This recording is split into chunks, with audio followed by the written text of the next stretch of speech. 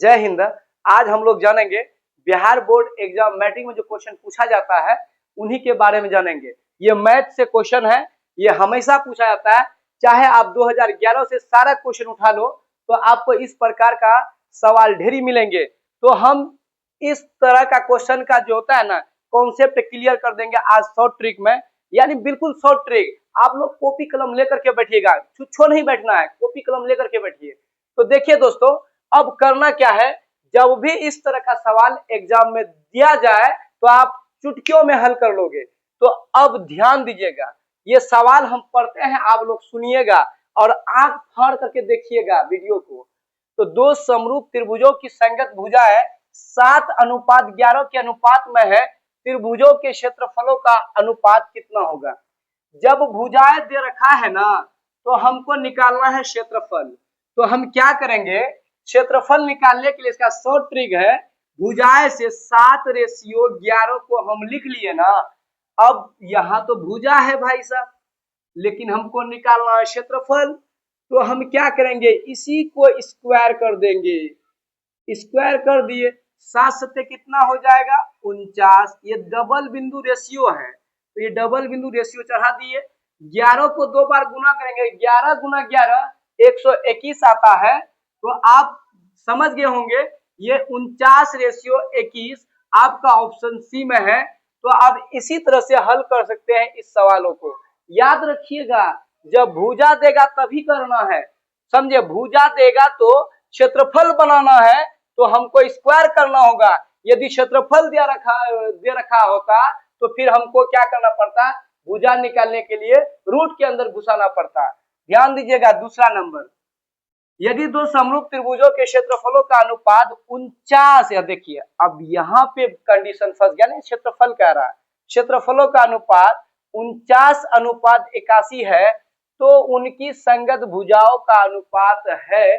अब हमको निकालना है भुजा, तो हम क्या करेंगे, ये देखिएगा दूसरा नंबर का हम यहाँ हल करते हैं। ये 49/81 आप लिख लीजिए। तो भुजा निकालना है ना क्षेत्रफल से, क्या करेंगे, इसको रूट के अंदर घुसा देंगे। ठीक है, तो 49 का रूट कितना होगा, 7 होगा, और 81 का रूट 9 होगा। तो आपका राइट आंसर हो जाएगा 7:9। ये ऑप्शन डी हो जाएगा। अब दूसरा देखिएगा, दो समरूप त्रिभुजों के क्षेत्रफलों का अनुपात 121:169 है, तो उनकी संगत ऊंचाइयों का अनुपात क्या होगा। अरे ऊंचाई ऊंचाई छोड़िए ना, सेम वही ट्रिक है, क्षेत्रफल दे रखा है तो इसको अंडर रूट में घुसा लीजिए तीसरा नंबर का। तो 121/169, तो अंदर रूट करो 121, इसका होता है 11 गुना 11 121, 13 गुना 13 169। इसका आंसर हो जाएगा 11/13, तो ऑप्शन बी है। ठीक है, तो दोस्तों अगर वीडियो अच्छा लगता है ना तो लाइक शेयर भी कीजिए, तो सब्सक्राइब का जो बटन है ना उसको दबा दीजिए और धक्का लगा के अपने दोस्तों तक भेज दीजिए। जाइए भाई साहब। ठीक है, अब चौथा नंबर, बिंदु 3,7 किस पाद में स्थित है। पाद मतलब किस स्थिति में स्थित है, तो इसको जानने के लिए हम आपको एक ट्रिक बताते हैं। ये ट्रिक क्या है, ध्यान दीजिएगा।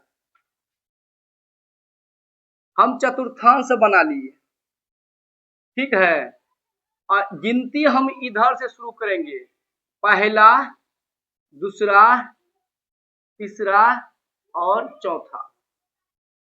पहला चतुर्थांश, दूसरा चतुर्थांश, तीसरा और चौथा। पहिलका में प्लस कोमा प्लस, और दूसरका में होगा माइनस कोमा प्लस, और तीसरका में माइनस कोमा माइनस, और चौथा में जो होता बाबूजी प्लस और माइनस आता है। आप जानते हैं ना, जब कोई भी अंकों में चिन्ह नहीं हो तो वो हमेशा प्लस होगा, याद रखिएगा। तो ये 3,7 है, ये दोनों प्लस में है। जब दो दो को प्लस आएगा, याद रखिएगा ये प्रथम चतुर्थांश में आएगा। ठीक है, अब यहां आ जाते हैं हम पांचवा नंबर, 3 7 9 5 8 2 8 9 8 का बहुलक है। तो याद रखो बाबू, बहुलक जब भी पूछा जाए एग्जाम में, याद रखिए बहु मतलब बहुत सारे। बस यहाँ इलेक्शन का अभी समय है ना, अब जानिएगा, जिसका वोटर ज्यादा रहेगा, वोटरों की संख्या, वही इलेक्शन को जीतेगा। तो बहुलक में वही करना है। अब इसमें देखिए 3 भी लड़ गया, 7 भी, 9 भी, 5 भी, 8 भी, 2 भी, 8 भी, 9 भी, 8 भी, यानी इसमें लड़ने वाले की संख्या 3, 7, 9, 5, 8 लड़ा है और 2 भी बेचारा लड़ा है। अब हम देखेंगे 3 का वोट कितना है। देखो 3 अकेले है, सिंगल, ये बेचारा हार गया, इसको भगा दो, भागो यहाँ से। अब देखिएगा 7, अरे बाप रे, 7 भी हार गया, हटाओ इसको यहाँ से। 9 देखिए, 9 एगो, 2 है ना, अभी रहने दीजिए। 5 अकेला, इसको हटा दीजिए। और 8 देखिए, 1, 2, 3। देखिए बाबू साहब कि क्या हुआ, 8 3 है, तो इसका मतलब जीता कौन है, 8। 9 भाई साहब हार गया, तो इसका मतलब है इसका बहुलक क्या हो जाएगा, 8। तो आई होप आपको समझ में आ गया है। आप चाहते हैं कि इसी तरह का 100 ट्रिक वाला मैथ आपको, तो आप एडुमाइंड्स हब के साथ जुड़े रहिए और अपने दोस्तों को भी जोड़िए। तो अगले वीडियो में मिलेंगे। जय हिंद।